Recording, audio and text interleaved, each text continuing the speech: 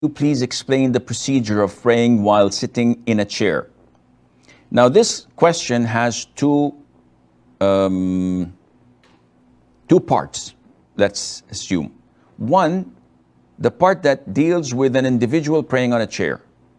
Two, the part dealing with an individual praying in the row in a masjid.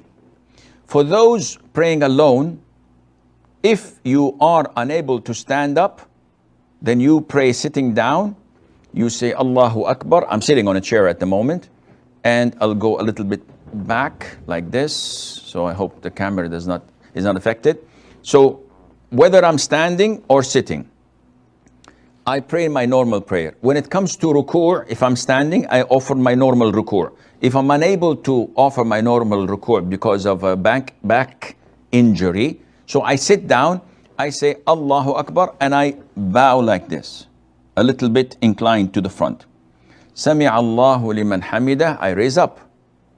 And in sujood, again I say Allahu Akbar, but I make it a little bit more steeper.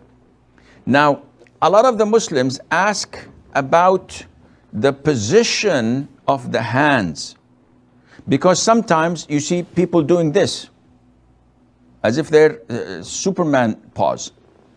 What is this? They're saying, I cannot put it on the ground, so I put it in front of me. Others bring a pillow.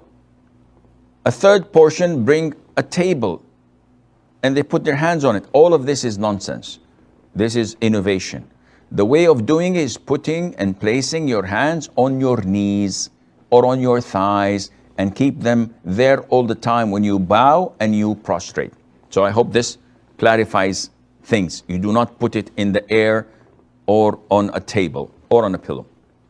Secondly, when I am sitting on a chair, where should I place the chair on the row?